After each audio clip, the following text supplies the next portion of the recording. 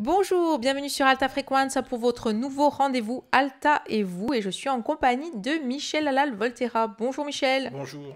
qui va m'accompagner évidemment tout au long de cette année avec de nouveaux invités pour découvrir des thématiques diverses et variées, qu'elles soient culturelles, quotidiennes. On va évidemment donner la parole à des personnalités de la vie insulaire. Et notre première personnalité aujourd'hui, c'est Marie-Josée Joly. Bonjour Marie-Josée. Bonjour, je vous remercie. Alors, j'ai l'honneur d'être la première. C'est peut-être encore plus difficile pour moi, je ne sais pas. Non. Ça va très bien se passer, Marie-Josée. Alors, vous êtes présidente de l'association donc France Alzheimer Corse et il y a un rendez-vous très important puisque le 28 septembre prochain, à la place du Diamant à Ajaccio, vous serez présent pour le village Alzheimer, donc un rendez-vous récurrent depuis de nombreuses années. Oui, maintenant, ça fait 4 ans que nous donnons rendez-vous à la population. Alors, c'est un moment où on va donner de la formation sur la maladie, bien sûr, mais également un moment convivial parce que nous avons besoin de soutien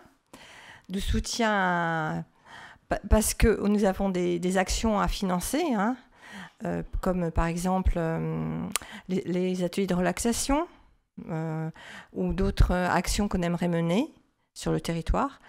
Et sans argent, on ne peut pas faire grand-chose, vous le savez vous aussi.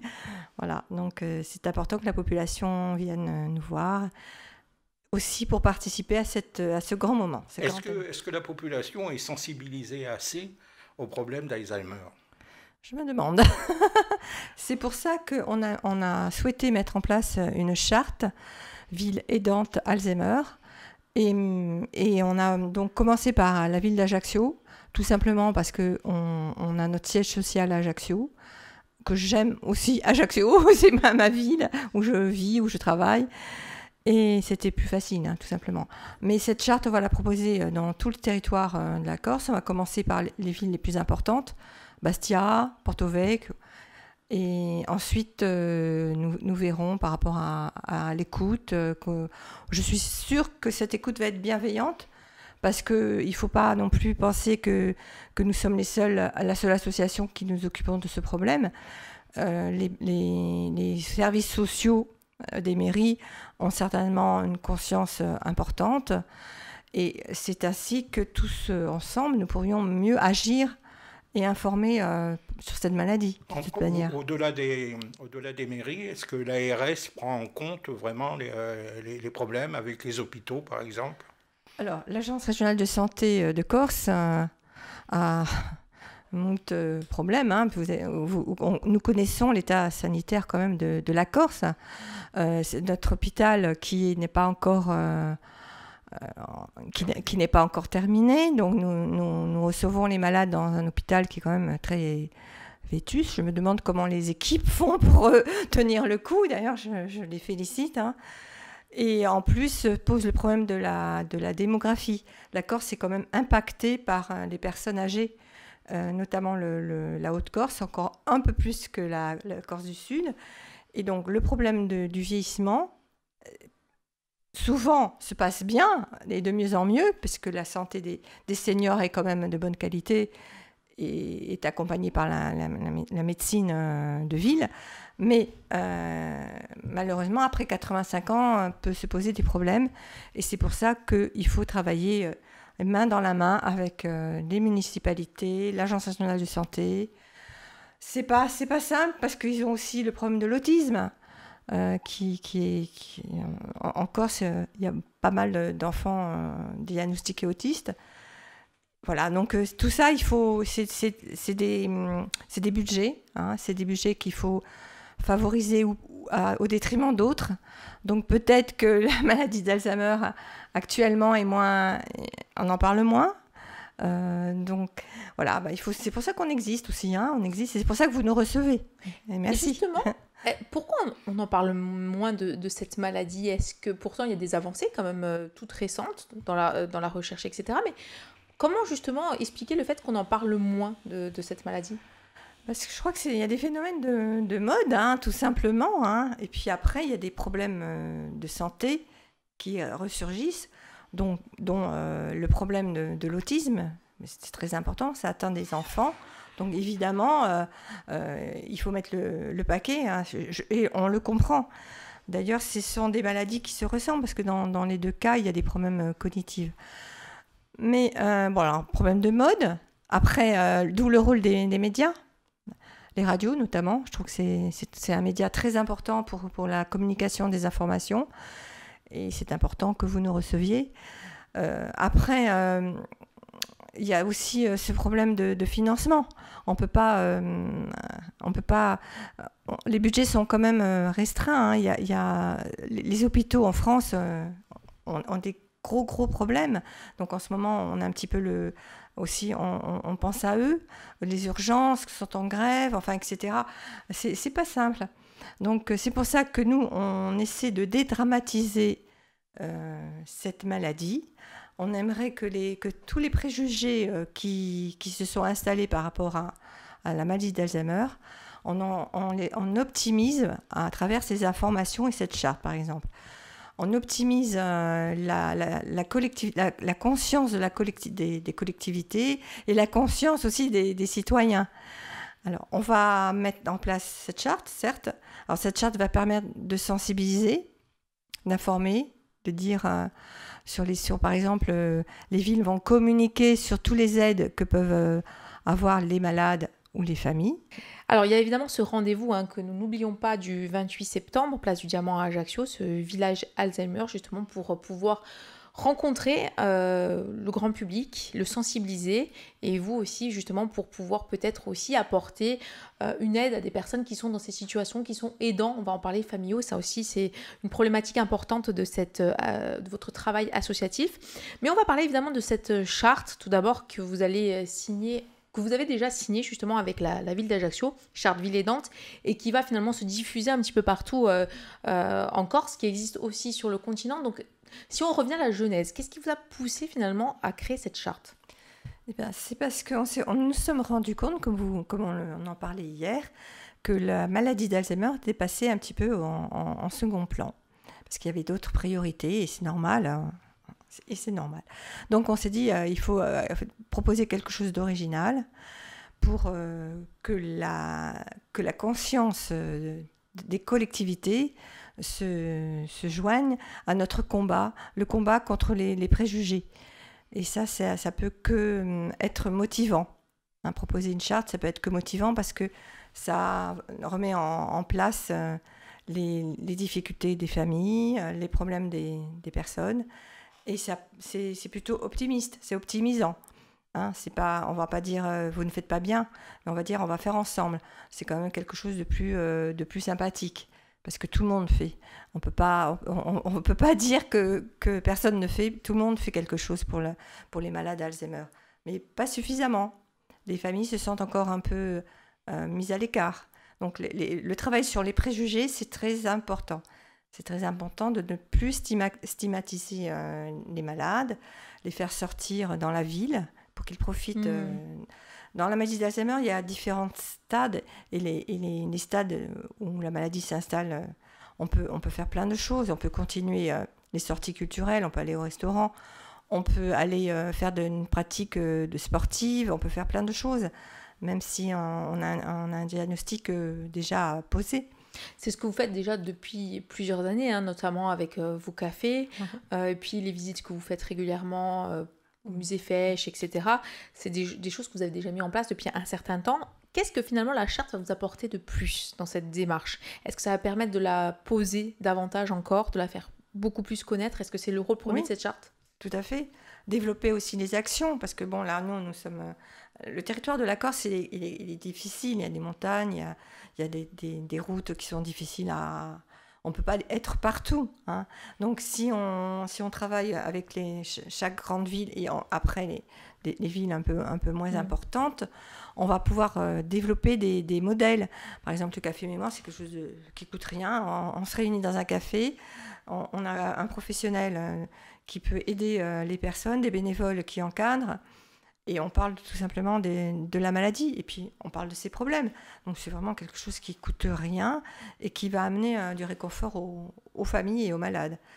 Par exemple, les sorties au musée, c'est quand même assez simple aussi. Hein, ça coûte... Là, c'est pareil. Bon, on a juste le prix du musée à négocier avec la mairie, justement, pour pouvoir faire bénéficier de la gratuité. C'est ce qui se passe à Ajaccio. Les familles, les malades ne payent pas. Ils rentrent avec nous, avec cette association dans le musée, et on profite des merveilles. Et on se fait un petit atelier aussi, c'est sympa. Hein. Maintenant, faire du sport, il faut qu'on explique au club de sport que les malades peuvent, jusqu'à un certain stade, continuer à faire de la gym, faire de la marche, faire même de courir, faire du footing. Il ne faut pas stigmatiser ces patients, ces malades. Il faut expliquer au club de sport, par exemple, que c'est encore possible. Cette charte va le permettre. Combien de cas sont recensés à Ajaccio?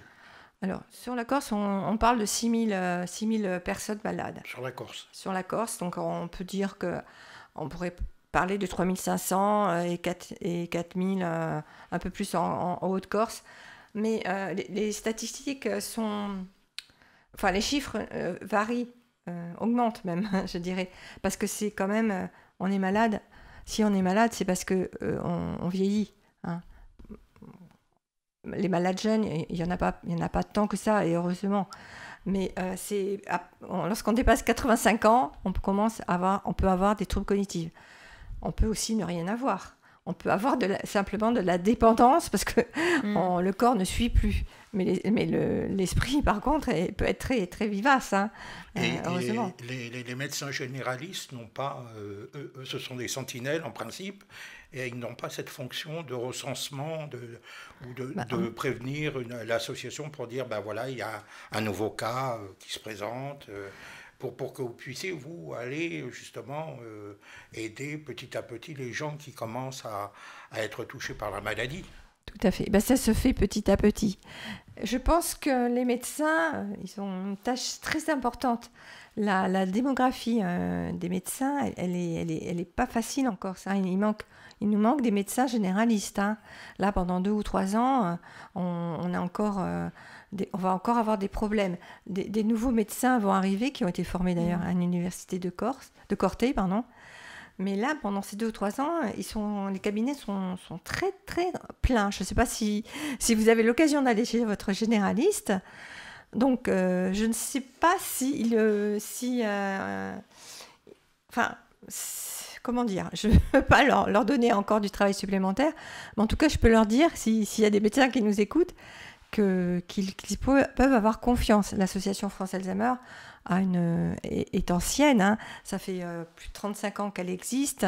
On a été les pionniers pour dénoncer les problèmes qu'ont rencontrés les familles, et on a des solutions qui pourraient les aider aux médecins généralistes. Ils ne sont pas seuls. Ce rendez-vous du 28 septembre, place du Diamant à Ajaccio, ce village Alzheimer, pour parler de la maladie.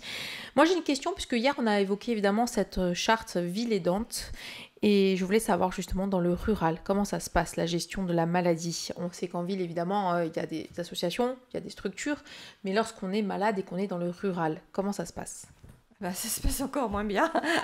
Enfin, quoique, il y a toujours la solidarité familiale qui est très importante. Mais c'est peut-être... Il me semble que ce soit plus difficile, parce qu'on a déjà moins accès à tout le système médical, les prises de sang, les médecins... ça dépend après de quelle ruralité on va parler. Mais par exemple, les activités, il y en a moins que dans les grandes villes. On peut pas aller, par exemple, dans un musée quand on habite. Quoique, il y a quelques très jolis musées quand même en Corse. Mais je pense que c'est encore des choses à structurer. On s'est rapproché... Et justement, vous, est-ce qu'aujourd'hui, vous êtes en mesure peut-être de travailler avec des structures qui sont des centres communaux, par exemple, etc., sur des petites communes, à proximité peut-être d'Ajaccio ou des grandes villes? Est-ce que vous êtes en mesure aujourd'hui justement d'impulser quelque chose à ce niveau-là? Alors, on s'est déplacé. On est allé on s'est mis avec l'APF. L'APF, c'est l'Association des paralysés de France, qui sont très sympas. On est ensemble. Ensemble, c'est toujours mieux. On va dans les villages, on s'installe l'après-midi ou le matin, et on est là pour donner l'information. Donc c'est très sympa, c'est toujours très sympa, on a toujours un très bon accueil. Mais par contre, c'est juste de l'information. Si on a essayé de faire de la musicothérapie, où est-ce qu'on est allé faire de la musicothérapie avec Jean-Jacques Andréane? C'était je ne sais plus quel village, à Calcatoge. Non, c'était quel village? Bon, on n'a pas réussi à faire venir des personnes. Il y avait quand même un frein. Alors le frein principal, je pense que c'est aller vers nous. C'est pas facile. C'est pas dans les habitudes. C'est pas dans nos habitudes. On est plutôt, on est plus intériorisé, je pense, en Corse. C'est pas facile de parler des maladies, même n'importe quelle maladie. On n'a peut-être pas confiance non plus. On n'a pas envie qu'on nous voit. Donc ça viendra. Moi, je suis toujours optimiste, donc ça viendra. Mais c'est pas simple de mettre des actions dans le rural. C'est pas simple. Est-ce qu'il y a, je dirais pas des tests, mais enfin des preuves tangibles qui font que justement, quand les personnes qui sont touchées ont ce genre d'activité que vous leur proposez, est-ce que ça arrête un peu l'évolution de la maladie ou est-ce que ça fait en sorte justement de bloquer vraiment l'évolution? Est-ce que l'activité que vous proposez, qu'elle soit intellectuelle ou physique, est-ce que c'est prouvé que ça peut aider? La musicothérapie, oui, il y a beaucoup d'études sur la musicothérapie. On sait très bien que c'est très, très intéressant pour les personnes malades, quelle que soit leur maladie. Mais en l'occurrence, dans la maladie d'Alzheimer, on a des preuves que ça leur fait du bien. Ça leur fait du bien, ça retarde l'évolution de la maladie. Ça leur permet d'abord qu'on s'occupe d'eux, mais de façon très concrète. On est là avec eux, on ne fait que s'occuper d'eux. Parce que je ne sais pas si vous le savez, Lisa et Michel, mais ces personnes, elles sont vraiment isolées. Quand on a une maladie d'Alzheimer, et leur famille également, ça crée un isolement social terrible. Donc le fait de proposer des activités comme la musicothérapie, la gymnastique aussi, la gymnastique, la découverte d'un territoire, se promener avec eux, aller dans une église, c'est des choses simples qui ne coûtent rien. Ça les fait sortir de cet isolement, ça leur donne de l'importance aussi. Parce qu'on arrive à ne plus leur parler ni aux malades, ni à l'aidant. Ils arrivent c'est vraiment un moment de vase clos. C'est terrible.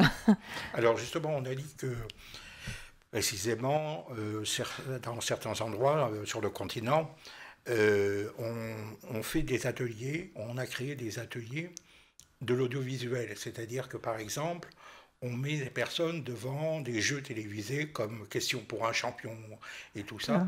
Et ça aide à faire fonctionner encore le cerveau et la mémoire. Est-ce que vous avez essayé de faire ça? Non, je n'ai pas essayé, mais c'est vrai que ce sont des émissions Question pour un champion, c'est une émission qui est très ancienne. Donc les personnes atteintes de la maladie d'Alzheimer peuvent très bien se rappeler. Parce qu'ils ont vécu, lorsqu'ils étaient plus jeunes, ils ont assisté ils ont vu à la télévision ces émissions. Et ça stimule, c'est des stimulations en fait, oui. Tout simplement. Mais quand justement il y a des questions, ils peuvent aussi chercher et faire fonctionner leur cerveau. Il y a des réserves, maintenant on parle de réserve cognitive, ça c'est nouveau. Avant on parlait beaucoup de dégénérescence, maintenant on s'est rendu compte qu'il y a des réserves cognitives. Si par exemple vous avez fait des activités nombreuses dans votre vie, et je conseille à vos auditeurs de le faire d'ailleurs, et ben ça vous permet d'avoir des réserves. Et qui justement, quand on les stimule, ça revient, la mémoire revient. On va finir aujourd'hui sur des thématiques qui ont trait à la maladie. On a parlé un peu des aidants, on a parlé de réserve cognitive. Justement, hier, on évoquait cette question. Est-ce qu'on peut parler véritablement de prévention dans le cadre de la maladie d'Alzheimer? On entend ça et là que justement, parfois, il faut avoir fait fonctionner son cerveau, avoir beaucoup lu, avoir beaucoup exercé d'activités, etc., que ça peut préserver peut-être de la maladie ou finalement pas du tout? Oui, tout à fait. C'est ce qu'on disait hier, c'est la réserve cognitive, ce qu'on appelle la réserve cognitive. On a remarqué que quand même les femmes âgées qui n'ont pas fait d'études, etc., sont quand même malheureusement les plus atteintes dans cette maladie d'Alzheimer. Maintenant, la courbe s'inverse. La génération qui arrive, ce sont des femmes qui ont étudié, qui n'ont pas subi les affres de la guerre aussi, qui ont mieux mangé, fait du sport peut-être, eu des activités, sont allées à l'université, etc. Donc on voit que la courbe des femmes descend, et ça c'est très positif, on s'en réjouit. Il y avait déjà une inégalité finalement un peu homme-femme sur la maladie. Les femmes étaient plus touchées par la maladie que les hommes. Et comment on l'explique justement par peut-être cette question d'activité sur les anciennes générations? Comment on peut expliquer que c'est génétique? Oui, souvent, comme on argumente ainsi, les femmes ont fait moins d'études que les hommes, ont moins le centre d'intérêt que les messieurs aussi, la génération de plus de 85 ans.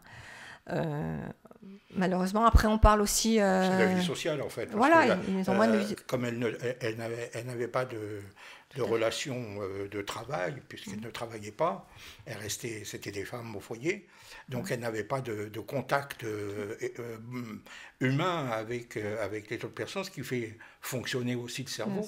Et c'est ça, mais peut-être qu'aujourd'hui, les nouvelles générations n'ont pas ce problème.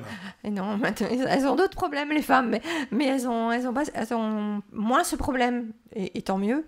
Donc on le voit bien sur les courbes, on voit bien que les femmes sont moins impactées par la maladie d'Alzheimer. Et ça, on peut s'en réjouir. C'est vrai qu'avant, elles avaient moins d'activités. Elles restaient à la maison, elles s'occupaient des enfants, elles faisaient à manger, et les messieurs... Mais là, alors aujourd'hui, c'est l'inverse, c'est-à-dire qu'en fait, les hommes qui travaillaient sont plus touchés, finalement. Alors c'est quoi? Il y a un peu plus d'hommes, oui, la courbe commence à se rejoindre. Ouais. Mais c'est dû au grand âge. C'est dû au grand âge, Michel. Les hommes vivent plus longtemps qu'avant. Oui, Avant, on disait que c'était les femmes. Mais maintenant, il y avait hommes... beaucoup plus de veuves que de veufs. Ouais. Mais l'espérance de vie, c'était 72 ans. Maintenant, les hommes vieillissent autant que les femmes. Les femmes vont peut-être même mourir. Se stabilisent. Voilà. Ou se stabilisent, parce que les femmes fument, par exemple, alors qu'elles ne fumaient pas. Et boivent aussi. Et boivent. Non, mais c'est vrai. Voilà, donc, oui. C'est des choses qu'elles ne devraient pas faire, ni fumer, ni boire.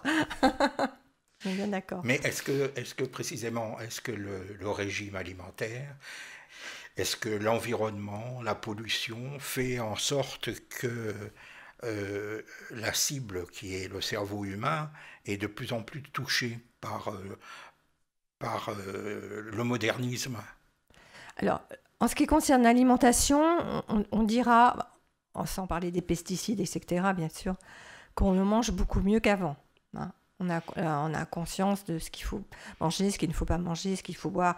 On est quand même mieux préparé au niveau de tout ce qui est alimentation. Le régime méditerranéen, d'ailleurs, chez nous, se pratique et c'est très bien. Après, la pollution, évidemment, ça a un impact, certainement, au niveau des cancers, on en est sûr. Au niveau du cerveau, on n'a pas encore de preuves évidentes, mais peut-être aussi. Puisque on voit sur les enfants l'autisme, on se demande les écrans justement. Voilà. Donc le mode de vie est important. Le stress aussi, on dit que le stress pour le cerveau ce n'est pas bon. L'alcool pour le cerveau ce n'est pas bon. Il faut être modéré. Mais par contre, si on a des activités agréables comme faire du sport, faire de la musique, chanter, sortir, avoir des amis. Ça, c'est excellent pour le cerveau. Alors, on va parler plus précisément aujourd'hui de ce rendez-vous, puisque c'est très bientôt, le 28 septembre, sur la place du Diamant à Ajaccio, ce village Alzheimer. Alors, qu'est-ce qu'on pourra y faire dans ce village Alzheimer ? Alors, on va avoir des invités, et notamment cette année, l'acteur de Plus belle la vie, Laurent Kérusoré, nous a fait le plaisir de venir inaugurer ce village Alzheimer. Il y aura aussi en présence des élus, évidemment, des personnalités du spectacle, dont Jean Mattei, qui nous accompagne depuis toujours. Jean Mattei m'avait dit une phrase que j'ai retenue. Il m'avait dit, tu sais, Marie-Jo, toute seule, tu ne pourras jamais rien faire. Il faut que tu sois accompagnée et soutenue. Voilà, donc je l'ai écouté et j'essaie d'avoir le plus de monde possible autour de moi pour m'aider à améliorer la prise en charge des malades et des familles. Est-ce que vous avez, par exemple, des personnes qui vont aider à faire pousser ce symbole, comme des associations comme le Rotary ou d'autres associations qui existent en Corse aussi, hein, donc, le samedi, on va dévoiler un symbole fédérateur. Là, je peux pas dire comment il est. Ça, c'est un petit peu mis sous scellé pour l'instant. Il sera dévoilé le 21 septembre. Et ce symbole va permettre, on va le distribuer, il y aura le Lions Club qui va nous accompagner. On va le distribuer aux gens. Et ce symbole, tout simplement, ça veut dire qu'on va faire attention aux gens aux personnes qui sont malades. On va être bienveillant, on va être solidaire et on va être fraternel. Voilà, c'est un symbole fédérateur. On essaie de faire comprendre que ces personnes, elles sont vulnérables. Et si on les aide, elles vont aller beaucoup mieux. C'est comme tout le monde, hein. Si on est soutenu, si on a notre famille qui est là près de nous, on se sent beaucoup plus fort. Ces malades et ces familles, ils ont besoin de nous. Il se matérialise comment, le symbole ? Alors, je n'ai pas le droit d'en parler pour l'instant. Hein. Il sera dévoilé le 21 septembre. Mais ce que je peux dire, c'est qu'on va le distribuer gratuitement et on va expliquer que ce symbole, ça va permettre de prendre conscience qu'il faut aider les personnes les plus vulnérables. Et c'est un symbole qui n'intéresse pas que la Corse, il sera général. Il sera national. Des associations. Il sera national, il y aura des spots nationaux à la télé, tout ça, des personnalités qui vont venir le porter, ça va être médiatisé et vous êtes le premier média à qui on le dévoile. Ouais. Alors, est-ce que c'est aussi l'occasion lors de ce village Alzheimer justement pour les aidants, parce qu'on en parle, il faut en parler aussi, de pouvoir trouver d'autres personnes avec qui pouvoir discuter, trouver des conseils aussi, parce qu'on le sait, ils ont une problématique particulière qui est celle évidemment d'avoir cette charge très importante, qui est usante parfois, épuisante. Est-ce que c'est aussi un petit peu leur coup de boost, ce rendez-vous annuel ? Oui, c'est vrai, vous avez raison de parler de la charge émotionnelle. Elle est très importante pendant toute la maladie, au moment du diagnostic et même après. Après, les familles sont encore marquées par cette aventure qui leur est arrivée avec leur patient malade. Donc, lors de ce village Alzheimer, on va avoir des entretiens individuels avec les personnes. On va faire un partage d'expériences. On va faire aussi un quiz avec les gens qui souhaitent le faire pour voir qu'est-ce qu'ils connaissent de la maladie d'Alzheimer, quelles réactions ils peuvent avoir quand un de leurs membres de la famille est malade ou un ami. Donc c'est un quiz qu'on va mettre aussi, qu'on va dévoiler lors de cette journée à Place du Diamant. Et on le rappelle évidemment, donc ce rendez-vous le 28 septembre, Place du Diamant à Ajaccio, le village Alzheimer. Merci beaucoup Marie-Josée d'avoir passé cette semaine en notre compagnie. Et puis vous pouvez retrouver l'ensemble des émissions sur le www.alta-frequenza.gursica. Merci beaucoup. Au revoir. Merci, au revoir.